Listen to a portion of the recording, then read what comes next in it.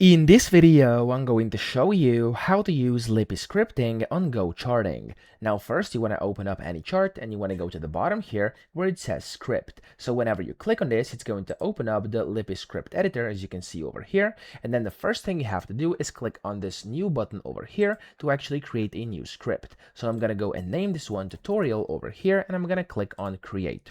Now it's going to create a new one over here. You want to click on it and it's going to open up a blank coding canvas down here.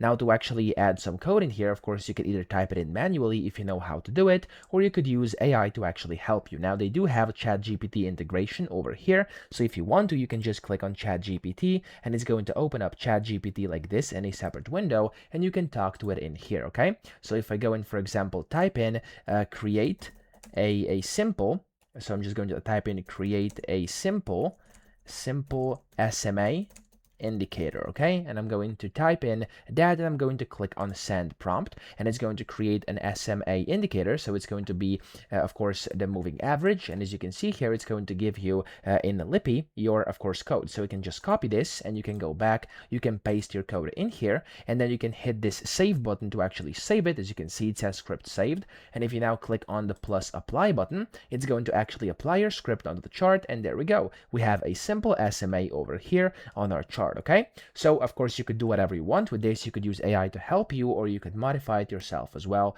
and that's going to essentially do the trick for you. So that's how to use Lipi scripting, and yeah, that's not really much more to it. I hope this video helped you out. If it did, please subscribe to the channel and help me out as well.